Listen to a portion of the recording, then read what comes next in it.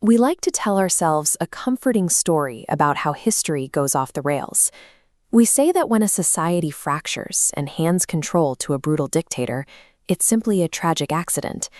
We assume the public was simply tricked by clever propaganda or outmaneuvered by a mastermind.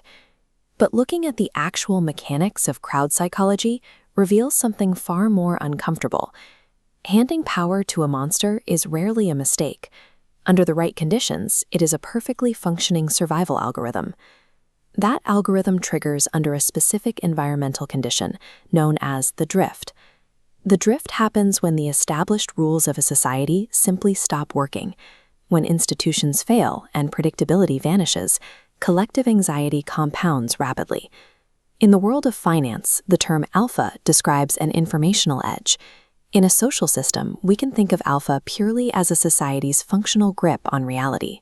During the drift, a society's collective alpha plummets to near zero. They no longer understand the environment they are living in. When that grip on reality vanishes, logic cannot survive. Raw terror replaces it, setting the mathematical stage for a catastrophic miscalculation. Stripped of its understanding, a terrified herd defaults to a pre-verbal primal defense mechanism to stay alive. They fall back on a hardwired heuristic, a mental shortcut designed to identify threats. This diagram illustrates that basic heuristic at work. If an individual displays high competence combined with an alien or unknown conviction, the group's mental shortcut routes directly to a single conclusion. This person is a lethal threat who will inevitably commit violence against the group. In a primitive setting, running away from the unknown keeps you alive. But in a highly complex modern crisis, this heuristic misfires. Instead of protecting the system, the lethal threat signal spins into a feedback loop, blinding the terrified public to the exact people holding actual solutions. By relying on this broken heuristic, the societal immune system effectively attacks the cure instead of the disease. Eventually, into the chaos of the drift, someone with massive alpha, an absolute, undeniable grip on reality, is going to step forward, and they typically arrive in one of two forms. The first manifestation is the Mapmaker. This is a healthy visionary. They step into the confusion not to dictate orders, but to make the underlying trade-offs visible. They offer a map so individuals can navigate the complex reality themselves. Yet the herd violently rejects the Mapmaker. Reading a map requires an agonizing expenditure of energy. It forces a panicked society to slow down, look at its own dark reflection, and take responsibility for incredibly difficult choices. Then there is the second manifestation. The tyrant possesses the exact same deep grip on reality, but rather than sharing it, he weaponizes it. You can find the purest model of this psychological monster in literature. Author Cormac McCarthy created the character Judge Holden, a hyper-competent polymath who despises any form of freedom he cannot directly control. The tyrant operates as an informational black hole. He hoards his understanding of reality to ensure he is the only unmoved mover in the room. He demands total compliance, and in exchange, he offers the terrified herd the one thing they crave most: the complete elimination of ambiguity. Here lies the terrible paradox of the herd. They perceive the Mapmaker's demand for personal agency as a violent threat, while they view the tyrant's absolute consumption of their agency as a warm, safe blanket. To understand how society processes this paradox, we look to the philosopher René Girard and his theory of the scapegoat mechanism. Girard observed that human groups unconsciously select a target to destroy, releasing built-up explosive tension before it tears the entire community apart. But the terrifying twist of this algorithm is that the herd almost never scapegoats the tyrant. The tyrant's overwhelming certainty is too powerful. To a public drowning in chaos, his brutal grip feels like the only reliable anchor in the dark.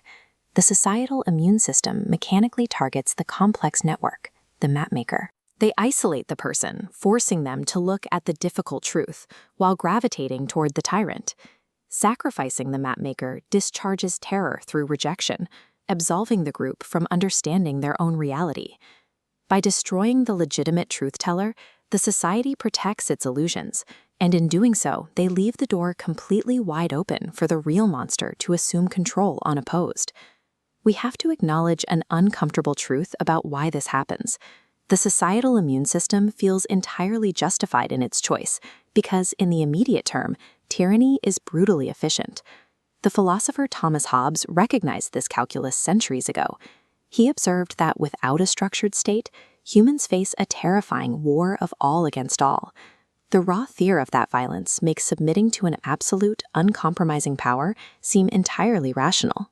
When the moral and social landscape is full of chaotic drift, the unquestioned grip of a tyrant actually works as a shortcut. It forces an outcome and stops the compounding panic of the unknown.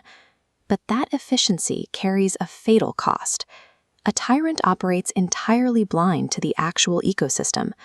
By refusing to map out the true trade-offs of reality, the tyrant's methods inevitably consume the society itself, leaving only a trail of corpses.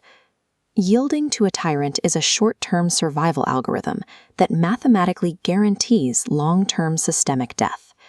Once the tyrant inevitably falls and leaves the system in ruins, the surviving herd engages in its final defense mechanism. They seamlessly rewrite their history. They tell themselves they were victims of mass manipulation, completely erasing their own active participation in choosing the monster. If we want to break this cycle, we have to reframe our definition of leadership. True leadership is never about providing frictionless answers that magically relieve collective anxiety. Legitimate leadership is a profoundly difficult, deeply unrewarded process. It is the steady, quiet act of holding up a lantern in a storm, forcing a terrified system to look at its own trade-offs and make conscious choices. The survival of a complex society comes down to one question: can a public learn to recognize its own panic response before it mechanically destroys the very people trying to hand it the math?